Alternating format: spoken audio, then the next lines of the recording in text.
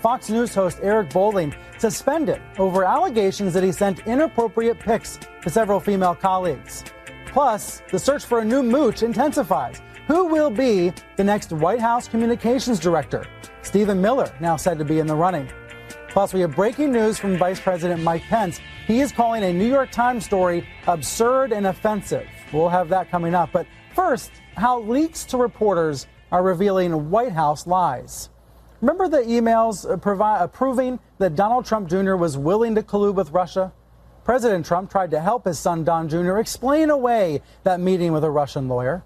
Were they trying to cover it up? At first, one of the president's lawyers, Jay Sekulow, went all over television and denied everything. He denied that the president was involved at all.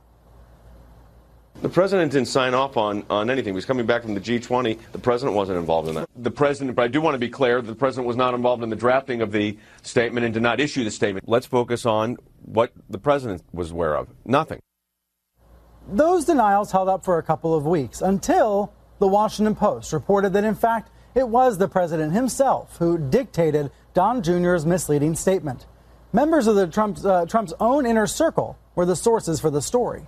And Sarah Huckabee Sanders eventually acknowledged that he had a hand in the statement. Now, the special counsel Robert Mueller's team has issued grand jury subpoenas related to that June 2016 meeting. Then there's the matter of phone calls, or actually claims of calls that never happened. On Monday, the president claimed this about the president of Mexico. And even the president of Mexico called me. They said their southern border, very few people are coming because they know they're not going to get through our border, which is the ultimate compliment. Now, the claim of that call was false. We'll get to how we know that. Then, in the leaked transcript of the president's interview with the Wall Street Journal, we heard Trump insisting that he, quote, got a call from the head of the Boy Scouts saying his speech at the Jamboree was the greatest speech that was ever made to them, and they were very thankful. You remember the uproar about that speech. It turns out neither of those phone calls actually happened, and the White House eventually had to admit it. The Boy Scouts not only stood by their CEO's earlier statement apologizing for the political rhetoric of the president's speech, the organization said they were unaware of any call from national leadership placed to the White House. When it comes to Mexico, officials there were quick to respond about the alleged call to the Mexican president, saying in a statement that President Enrique Peña Nieto has not been in recent communication via telephone with President Donald Trump. So all these statements were acknowledged by the White House. We heard from Sarah Huckabee Sanders saying, actually, there weren't phone calls at all. Watch. Well, specifically said that he received a phone call from the president of Mexico. They were actually direct. They were direct conversations, not actual phone calls. So he lied. He didn't receive. I wouldn't say it was a lie. It was. That's pretty bold accusation. It's the conversations took place. They just simply didn't take place over a phone call. That he had them in person. This matters because credibility matters. Who you can trust matters. And it matters because small lies can beget bigger and bigger lies. Joining me now to dissect all of it, an all-star panel. Dick Toffel, the president of ProPublica, Jeff Greenfield, a longtime political analyst and columnist, and Kathleen Hall Jamieson, the director of the Annenberg Policy Center at the University of Pennsylvania. Welcome to all of you. Thank you. I noticed this week a big increase in the number of times on television reporters were saying words like lie. Jeff Greenfield, is this a change in tone, a change in tenor, when we have examples that we can pretty clearly prove were falsehoods from the White House? That's always been a nitroglycerin type term, as opposed to falsehoods, dissembling. And I think it was the New York Times that during the campaign that jumped over that line. It doesn't imply it. It says this was intentional. Or at best incredibly reckless. And I think it shows a steady increase in how most of the press is now trying to say to its readers or viewers, look, we know that what this was false, and there's no way it could have been anything other than deliberate. So, yeah. Kathleen, when I harp on the president's misstatements, when other journalists focus on proven falsehoods, are we just playing into a narrative that the press is the opposition to this president? I worry about the casual use of the word lie, and I worry about the New York Times full-page list of all the things that it's characterizing as lies. And I worry about using the word when we clearly don't know that it was deliberate. I think it's important to clarify that when something is misstated, we get the accurate information. But saying that something is a lie is really putting it in an entirely different box. What the Trump administration tends to do is move statements when they're accused of quote-unquote lying by saying, wait a minute, it actually has some basis in fact, here it is, and to move into areas in which you can't falsify the claim. So note that Sarah Huckabee Sanders says those conversations did happen, they happened in person. Well, the important question is, did they happen at all, not how did they happen? If they happened but didn't happen by phone, I wouldn't call that a lie. I'd look at the substance of it and say, did they happen at all? We don't know whether they happened at all because you can't falsify the claim. Now, what about Jay Sekulow on the shows back in July saying that the president had no involvement writing that misleading Don Jr. statement? Dick Toffel, we learned this week through the Washington Post and then acknowledged by the White House that was untrue. Sekulow said it over and over again on CNN and other channels. So put yourself as the head of a television network. Should Sekulow be invited back on these shows?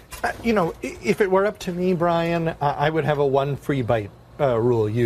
You tell us a lie in a venue, you don't get invited back. I want to say, in fairness to Mr. Sekulow, it's not at all clear to me, following up on Kathleen's point, that was a lie. It's possible that he asked his client, the president, what had happened, and that the president told him an untruth. It is, that's not great lawyering. I was gonna say, that's troubling as well. Yeah. But it's not a lie. Yeah, we went with true and false on screen instead of lie plastered on the screen because we wanted to have this kind of internal discussion. But, on television, we're hearing the L word more and more in general. I'll tell you what concerns me is that it is possible that as far as the president himself is concerned, he's never lying, and that's scary. Never lying. In the sense that he believes that because he has said something or thinks something, it is by definition true. I'd much rather have a president who knew he was dissembling than one whose distortion of reality is so great that he thinks that he got phone calls that he didn't get, that he counted crowds that weren't there. I'll give you an inelegant example. If in my earlier life a woman had said to me, that was fun, and I heard you're the greatest lover in the history of the world, that would be more troublesome than if I just was lying to friends about what had happened, I think. And on a more serious note, that's what concerns me about the president. You're getting to his emotional state. You're talking about his emotional well-being. I'm getting to whether he processes reality in a way that, I saw thousands of Muslims cheering the fall of the towers. I think he may have thought he saw that. And that's scary. Let's talk about some... Go ahead, Let's be careful.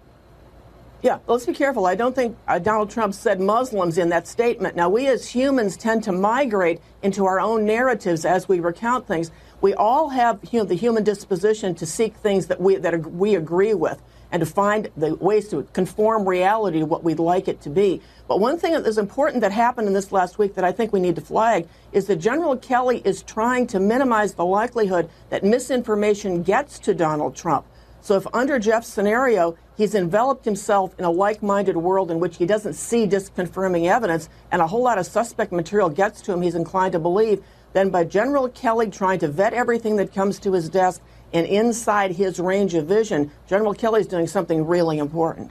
So that's happening on the one hand, according to Politico, this attempt to improve the information the president's getting. On the other hand, he's at Bedminster for the next 2.5 weeks. He has a lot of time to watch Fox News, to watch the pro-Trump shows on Fox News that feed him a very specific narrative. And there's also this new development just in the past hour or so that I want to show all of you. Kayleigh McEnany, who was until recently a CNN commentator, seems to have joined the Trump re-election campaign.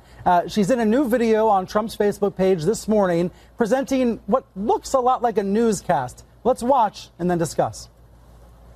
Hey everybody, I'm Kayleigh McEnany. Thank you for joining us as we provide you the news of the week from Trump Tower here in New York. More great economic news on Friday. The July jobs report added a better than expected 209,000 jobs.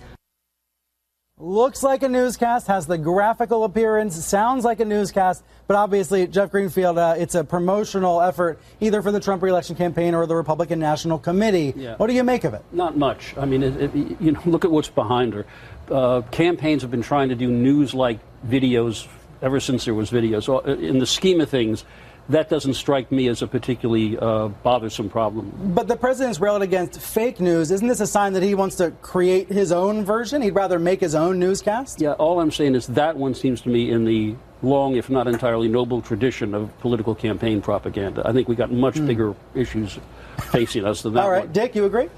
Yeah, if that were being done by the government, it would be enormously troubling. If it's being done by a political campaign, I think, as Jeff says, it's pretty much politics as usual. One other development in the past hour, Vice President Mike Pence reacting to a New York Times story. You all saw this front page Times story saying that maybe Pence is making some quiet preparations for a 2020 run just in case President Trump doesn't run for re-election. What was your initial reaction, Jeff, to that story before we get into Pence's response? Two things.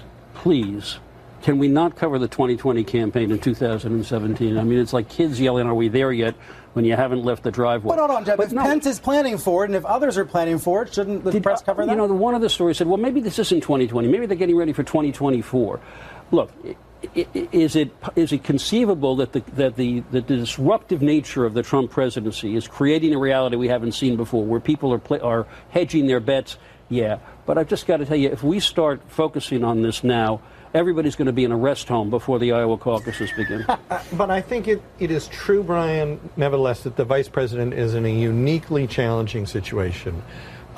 If the president is in the kind of serious trouble that on some days it looks like he might be, particularly with the special counsel, the vice president, the way I would sum it up is this.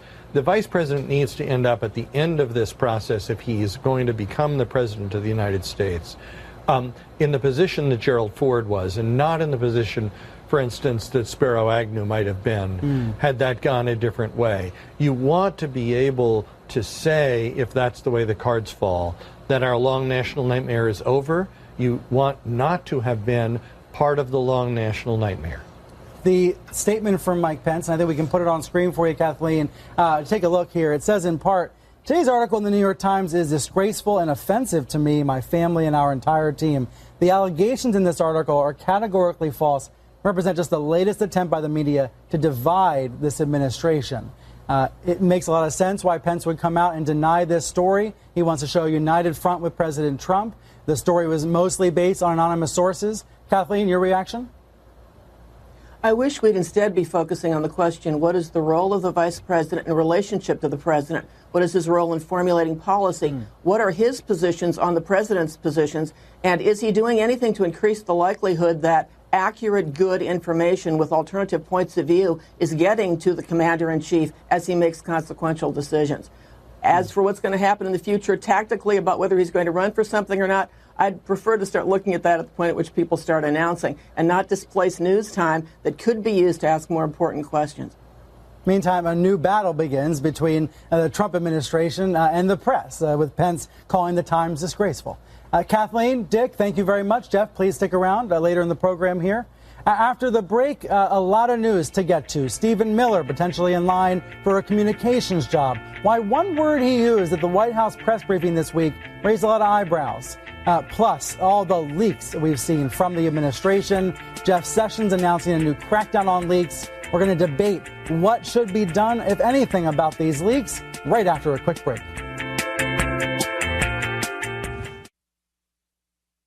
The official and practical Jokers podcast, hosted by me, Casey Jost. And me, James McCarthy. That's right. Every new episode, there is a new podcast. And what do we do in that podcast, James? We talk about the old episode with the new podcast. So forget that old episode you watched. Listen to this new podcast. It's going to be great. This podcast is really what you want. Just make sure you watch the episode so that you know what we're talking about. Oh, please watch the episode. It's required reading for this podcast. We're like a book club, but for a TV show. That's a good term for it. Watch. Yeah. And listen. But it's true in real life as well, as this poor plumber found out the hard way. Why do leaks happen? They happen because something's gone wrong. Something's gone rotten or corroded. In Washington, they happen sometimes for petty reasons, revenge or one-upsmanship, but sometimes it's a reaction to unethical or even illegal behavior.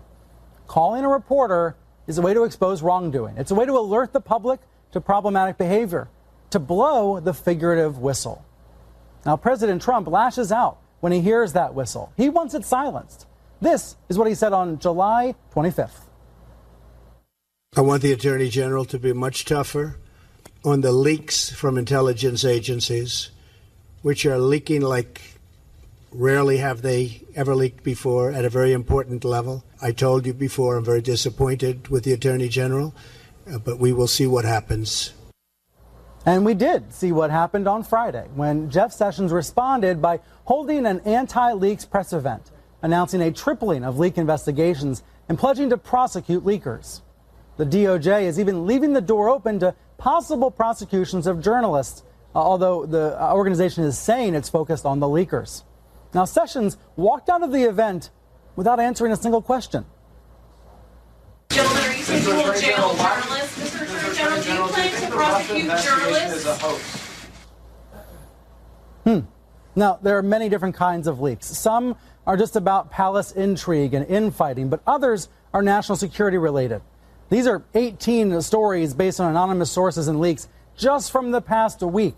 There was a torrent of them, including 2 full transcripts of President Trump's early conversations with the leaders of Mexico and Australia. That leak to the Washington Post was extraordinary and concerned a lot of people. Some say it crossed the line. Others say we need a lot more of those leaks, not less. Joining me now, Matt Schlapp. He's the chairman of the American Conservative Union and former political director to President George W. Bush. And Trevor Timm, executive director of the Freedom of the Press Foundation and a columnist for The Guardian and Columbia Journalism Review. Trevor, what was your reaction to Jeff Sessions' event on Friday? Well, I think Jeff Sessions' press conference was incredibly disturbing on multiple levels. You know, as you mentioned in the opening, he said that they were going to triple the amount of leak investigations from the Obama administration. The Obama administration actually prosecuted more whistleblowers and leakers than all other administrations combined. So I think it's incredibly concerning that he is going to even increase that amount. But I think further, you know, he talked about how he was going to revisit the guidelines for issuing subpoenas to journalists, which is incredibly dangerous to the rights of reporters everywhere. Tell us what that would mean. Well, you know, there are strict rules in place in the Justice Department that prevent them from issuing subpoenas to have journalists to testify, except in very, very rare cases. And what Jeff Sessions is essentially indicating is that he wants to call more reporters to the stand and essentially force them into jail if they refuse to testify. And then, as you mentioned, they also refuse to rule out prosecuting journalists directly, which is a huge First Amendment issue and would send a chill down the spine, I think, of any journalist in Washington or beyond. These officials are not saying it's going to happen. They're just keeping the door open to the possibility. Does that concern you as well, Matt? You know, I think what we heard from Rod Rosenstein this morning and what we heard from Jeff Sessions is that they are doing a review on what their authority is and what it is not. I do find it quite ironic that Obama can prosecute so many leakers, but yet Jeff Sessions wants to continue this trend, and it's a horrible travesty of the First Amendment. Matt, we were very critical of Obama for doing that. But I wasn't. I actually think when you're because I think when you're national, there are leaks, there are whistleblowers, and there are people that are exposing information that is illegal and sometimes criminal. And what General Kelly is coming into this West Wing, into this White House, is saying is that you put your country first, you put your service to the president next, and understand that there are times when you're leaking information. And if it's crime, we're going to go after that crime. And I applaud him for that. I don't want to wrote that story is about to be on the show. She had a dozen sources quoting her story. So doesn't that mean White House aides leaked John Kelly's warning not to leak? Well, I know you guys have enjoyed the last 6 months of leaks and the months before that. But for many of us around the country, we think there's too much information coming out of the West Wing in a spastic fashion, which does feed a lot of coverage, but it's really not helping them with their agenda. So I'm a partisan. I'd like to see them succeed with their agenda. This excessive amount of leaking to play one-upsmanship with other people in the West Wing is actually hurting their agenda, and it's demoralizing their supporters. You said you guys have enjoyed the last 6 months. I think journalists... I mean the press. I know exactly what you mean. I think journalists, no matter who they're covering, appreciate more information. Of course. So it's a bipartisan situation. Hey, look, I read you and watch you to know what's going on in the West Wing. That's really never happened before. Usually people who had friends working in the West Wing would know the true story. Sometimes you know the true story by reading these news accounts. And you're saying that's not necessarily journalists' fault. That's the fault of the leakers inside the government. Absolutely. That's the fault of the people in the administration who are putting themselves above the president's agenda. Let's take a look, Trevor, at something we saw from, actually, I was going to say this week, but it's a daily occurrence on Fox News, on Sean Hannity's program. We decided to look at one night's program, Friday nights, and how many times Hannity talked about the so-called deep state. Check this out. The deep state, I have been warning you every night for months. The deep state, the deep state, the deep state, the deep state, the deep state. This is the greatest challenge of our time, and I don't overstate this. Hannity says he's not overstating it, Trevor. I'm curious what you think the impact of that daily repetition from Sean Hannity is, knowing that the president is an avid viewer of Hannity's. Well, look, I think there's two separate issues here. One, our intelligence agencies should certainly be more transparent and held more accountable. That is held true in the Trump administration and administrations in past. But I think the real point here is that journalists have the ability and the right to publish classified information in the public interest and have exercised that right, thankfully, for the past 4 or 5 decades. And we have a situation here where, take, for example, the Washington Post story, which caused so much controversy this week, where Donald Trump is basically admitted in this transcript that one of his signature campaign promises to have Mexico pay for the wall was a complete fraud. And people are arguing that this is damaging to national security. But there is, if you read the transcripts, there's literally nothing in there that is even remotely sensitive. And, the broader point here is that Trump is claiming that scoop after scoop by the New York Times, the Washington Post, is fake news. And these reporters have the right and almost the obligation when information comes their way to publish it, to refute those lies. And I think that we've seen incredible work by these newspapers. And we have to remember Did you notice that yesterday the president tweeted a favorable Washington Post story about ISIS? It was favorable to him, so he shared that so-called fake news story. Matt, last word to you? Yeah, real quickly here, Brian. We have a 200-year history where administrations have been able to talk to reporters when our national security is at stake with information. And there have been Democrat presidents and Republican presidents who have talked to journalists who have decided at times not to print things. This is not carte blanche. There are times when journalists, too, have to use their best discretion. Remember, just because you get a leak from the West Wing doesn't mean it's accurate. My big test for all of you is make sure it's accurate. I'm not judging the fact that it's always inaccurate, but when you're talking about our national security, you better get it right. Matt, Trevor, thank you both very much. Speaking of leaks, this is just amazing. One of the reasons why the West Wing has been renovated, why they moved everything out for a couple of weeks, is because of a leak in the ceiling. They are trying to repair it. Up next, we're going to go out to New Jersey, where the president's staying during the West Wing renovations. The new head of the White House Correspondents Association standing by. We'll talk with her right after this. Heyo, Trey Kirby here, 1/4 of the starters, the biggest and best fourth, but at least that's my opinion. The rest is up to you. Don't forget to download our podcast, The Drop, every Friday wherever you get your podcasts, or find us at nba.com/thestarters. Joining me now from near Bedminster is Margaret Taleb. She's the senior White House correspondent for Bloomberg News and the new president of the White House Correspondents Association. Margaret, congrats on your new role. Thank you. Good morning, Brian. I know you've been pressing for a press conference. Do you have any sense that the president will try to hold one at some point soon?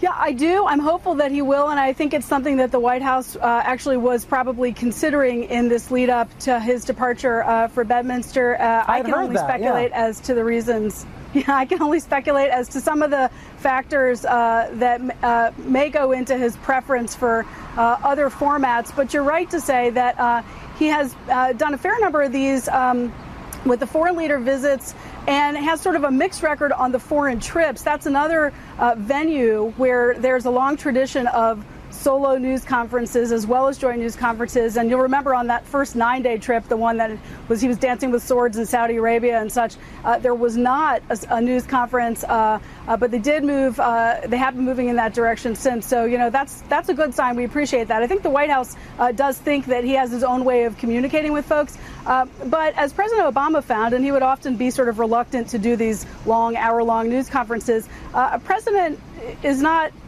completely on the defense in these events. He also can use these things to shape his own message. And so if the president and his team feel a level of confidence that they have a proactive message to get out, that they can use these events to kind of tamp down or deal with pent-up steam. That's historically been an opportunity to do that. So in addition to the press obviously being like, yeah, let's have a news conference, there is actually an upside to a White House that manages it well.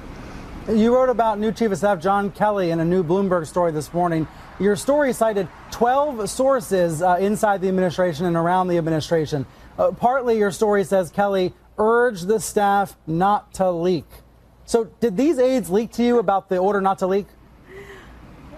Okay, so I think there's a leak and then there's a leak, right? And what I hope that the Attorney General Jeff Sessions and his team are focused on are leaks of classified material that's of sensitive national security import that is such an extreme situation that they would actually need to turn it into a law enforcement event. Internal discussions about meetings that hundreds of people attended are not really leaks. They're just people talking on background about politics. And I actually think that some of the kind of high points that we were able to report on are messages that both the president and his new chief of staff probably do want out. The idea that he's promoting country first and the president's personal political situation second is probably important, as is this question that all of us have been trying to get to, which is will General Kelly's discipline on any way touch on the president's tweeting proclivities or just the outside staff? So let me find out how this works in my minute left. You're there near Bedminster, but you're not on the resort grounds. Will you ever be able to see the president during this 17-day vacation? How does it work? I certainly hope so, and we've urged the White House to give us at least a little bit of insight into how he's spending his time and just what the grounds look like. What does his workspace look like? We know General Kelly and a couple of other staff, Deputy National Security Advisor and the staff secretary, have been up at the Bedminster compound this weekend. We expect other officials to come and go, and we are hopeful that we can show ourselves and also the American people what his work environment looks like. As he said, it's not a vacation because he's working. So, but basically, isn't it that like golfers and wedding guests at Bedminster are the main people that are our eyes and ears now? Because what we see on Instagram of the president in his golf cart ends up being our main information source? Right, and that's certainly how it worked at Mar-a-Lago. When we would be at the press hotel or out on the causeway, we would be checking Instagram to try to find out what was really going on there. I can't imagine that's the message the White House wants to be sending long term when he is planning on having these summer and winter kind of events at his properties. If they really are off-campus White Houses, then hopefully they will accept a tradition of coverage of them as such. I think you and I need to get a Bedminster membership. Can we expense that? I don't think so, but they have really good food over at the Marriott if you want to come hang out at the cafe here. All right, Margaret, please come back frequently. We'd love to talk to you more about your year ahead as the president of the association. Thanks for being here. Thanks for having me. I'd love to. No vacations here. Sign up for our nightly newsletter. All the biggest media news delivered to your inbox every evening. We write it 6 days a week for you, and you can sign up right now at reliablesources.com. Up next here, a new lawsuit filed this week asserts that the White House helped concoct a fake news story in collusion with Fox News. It is a strange story, and we'll explain all of it to you right after this break. Advertising on podcasts has never been easier. Reach millions in a way that display ads simply can't. Sign up for your own podcast advertising dashboard at palegroove.com/CNN and get started today. There's no better way to speak to those you've never met. Get ahead of the curve to market your business, product, or media through podcasts that feature household names like this show at palegroove.com/CNN. That's PALE groove.com/CNN. Fox's lawyers are also busy with this, a bombshell lawsuit alleging Fox News contributor Rod Wheeler was misquoted and defamed back in May. The suit says the Trump White House knew about the story, and there's even a suggestion that the president read a draft in advance. Oliver Darcy is here to explain what this is all about. He's a senior media reporter here at CNN. All right, Oliver, Wheeler is a former D.C. homicide detective. He was hired to investigate the circumstances around Seth Rich's murder. So first off, who was Seth Rich? So Seth Rich was a Democratic staffer who was shot to death last year as he was walking the streets very, very late at night. There were some suggestions that he was disgruntled, but there's nothing really that we have to prove to this. And right when he was shot to death, there was these conspiracy theories that started circulating, saying that he was the one who leaked thousands of documents to WikiLeaks from the Democratic National Committee. That it wasn't Russian hackers, that it was this disgruntled staffer. Right, that's exactly correct. And it kind of circulated for a little bit and died down, but what happened was Fox News ran a story back in May which claimed to show evidence that they had a federal investigator who had told them that the FBI had looked into this and that there was evidence that he leaked the documents. What we didn't know at the time was that Fox News story, which was later retracted and discredited, used Wheeler. Wheeler was quoted in the story, but what we didn't know was that this donor, this Dallas businessman named Ed Batowski, had been helping Wheeler, financing Wheeler's work, and encouraging Wheeler and FoxNews.com to publish the story. Now we know that. Why is that so significant? Well, it's significant, one, because Batowski has some ties to administration, right? So he had Steve Bannon, for example. Exactly. And Sean Spicer. Sean Spicer took a meeting with Ed Batowski to talk, they did end up talking about the Seth Rich conspiracy theory. So let's pause right there. In April, in the White House, Sean Spicer and this donor and this Fox News contributor are talking about a conspiracy theory involving the DNC.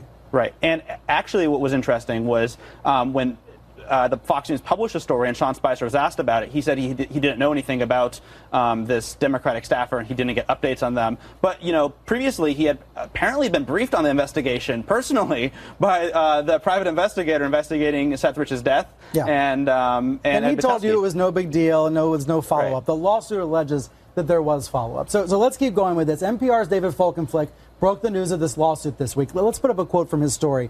Folkenflik saying here that Batowski the suit alleges that Batowski was doing this under the watchful eye of the White House. So what evidence is there actually that the White House had anything to do with this, other than that one Sean Spicer meeting? Well, there's a voicemail from Batowski left to Rod Wheeler, the private investigator, who is saying that we have the White House's full attention. And apparently after he sent the voicemail, he sent Rod Wheeler a text message saying the president had personally reviewed a draft of the Fox News story.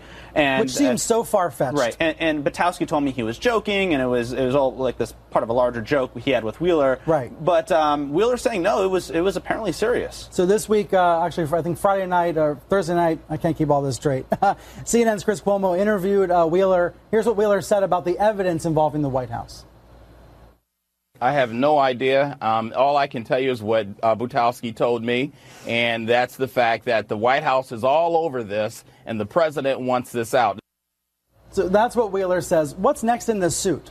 Well, we have to wait to see kind of what happened. The lawyers, see if there's discovery, right. to see if the lawyers get emails. Exactly, and they say they actually may want to interview the President of the United States, which seems far-fetched, but they're going to treat this, according to the lawyers, like any other case, and they want to interview and talk to anyone who has any relevant information. I think the reason why this suit is disturbing, even though these are just unproven allegations, is it's not the first time the White House has been accused of using a friendly media outlet to its advantage, right? Let's think about the Joe Scarborough example here. I think we can put on screen this claim from Scarborough and Mika Brzezinski that the National Enquirer was used as a weapon, that the Trump White House threatened Scarborough with a hit piece from the Enquirer in the hopes they'd be nicer to the president. Then there's also been reporting indicating that the White House has thought about how to use the AT&T Time Warner merger in order to punish CNN, since CNN's a part of Time Warner. So there's these other cases, there's other reporting involving the Trump White House using friendly media outlets. And I think that's why this suit got so much attention this week. Right, and it's not unusual for a White House to go to friendly media outlets to get a message out. But what is unusual to some extent is, in this case, you have Sean Hannity and the former president of Fox News, Bill Shine, and others, dining with the president on a regular basis, it seems like. And then you have Sean Hannity giving advice to the president of the United States, and you have Matt Drudge in the White House. So there's the level of I hate to say collusion, but the level of collusion with conservative media to get these messages out and to discredit mainstream outlets like CNN and the New York Times is really something different. I don't think we've seen before. One other Fox News star who's a big fan of President Trump, Eric Bolling. I mentioned at the top here, he is now suspended. You tried to reach Bolling. What is he saying? Yeah, I sent him a text yesterday after this broke, and I didn't get a reply, and I don't think we received a reply from an email as well. So yeah, from his lawyer. Yeah. The lawyer says it's untrue and unfair, right, but they're going to cooperate with the investigation because they want to get Eric back on television. Right, that's correct. And right after this broke on Friday night, another person had come forward on the record saying that she had been subject to sexual harassment from bullying. So it's going to be interesting to see as this moves forward if anyone else also comes forward. That's usually how these things end up working. Yeah, think about it. Roger Ailes, more than a year ago, Bill O'Reilly, and the secret information about his settlements this spring. There's a Fox Business host, Charles Payne, who's been suspended for a month because of harassment allegations. Now Eric Bolling. This may amount to nothing, or it may amount to something very big. What's important to note here is that Fox News did take some swift, decisive action in suspending Bolling immediately after they got word of this report. What's also important to note is that Fox News has another investigation to that Seth Rich story we talked about earlier, and they've been supposedly probing what happened for 2 months. About why the story was wrong, why it was retracted, but they've never had a follow-up. In that case, they've never followed up. We have no word of any disciplinary action that ever happened, and they keep telling us that they will let us know, but so far, nothing. Absolutely nothing. Oliver, great to see you. Thank you. Thanks very much. You can read our stories on reliablesources.com. And up next here, a closer look at what's being viewed now as kind of Stephen Miller's tryout for an interview in the White House Communications Office. And one particular word he used that's getting a lot of attention.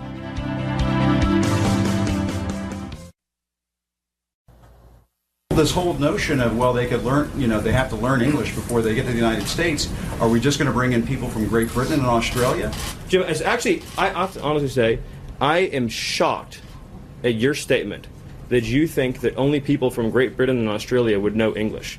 It reveals your cosmopolitan bias to a shocking degree that in your mind, no, this is an amazing moment. I just want to say, it sounds like you're trying to engineer the racial and ethnic flow of people into this country. That is one of the most outrageous, insulting, ignorant, and foolish things you've ever said. Back with me now, political analyst Jeff Greenfield. Jeff, you wrote about Miller's use of the word cosmopolitan for Politico magazine this week. Why is the use of that term and accusing cost of cosmopolitan bias disturbing to people who have the historical ramifications of it? Its history goes back to Stalin, Hitler, Mussolini, who've used the term with a very heavy anti-Semitic overtone to suggest disloyalty. Cosmopolitan, you're not loyal to the traditions of this country or the religion. Now, in the column that I wrote, one mistake that I made was I thought I had made it clear that Stephen Miller's use of it is divorced from anti-Semitism. I should have made that clear, particularly because Steve Miller is Jewish. But what is true, I believe, is that even in modern-day battles, particularly in Europe, cosmopolitan is like elitist on steroids. It means you are loyal to something other than our national tradition, our church's tradition, or religious tradition, our culture. It's the implication that Putin has about his enemies that you're not really loyal to Mother Russia. And the fact that I've never heard it used in an American political debate, and the fact that Miller, along with Steve Bannon, is part of what's called the nationalist wing of the Trump movement, I think is worth examining. I was going to say that many conservative critics said it crossed the line by challenging Miller the way he did. Did you think so? I'll give you a definite answer. I'm not sure. I think the problem is the press in a situation like that is always at a kind of disadvantage, because if you don't interrupt, then what you get is spin. If you do interrupt, repeatedly, you're seen as obstreperous or defining yourself as the opposition. So having never had the privilege, if that's the right word, of being in one of those White House briefing rooms, I don't know. And now there's this report that the president's considering Miller for a communications job. I think that means the president likes to see these battles. He wants people on TV defending him at all costs. I think that's for sure. He's always praising people who stick it to the press, and you can understand why.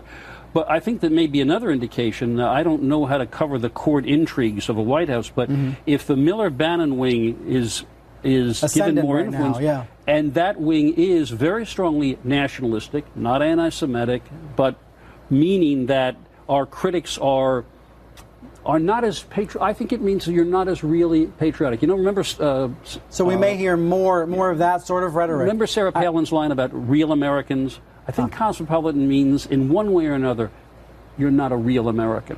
Jeff, great to see you. Okay. Real American here, out of time on TV. Tune in on reliablesources.com for the rest of the week's news, and we'll see you back here next week.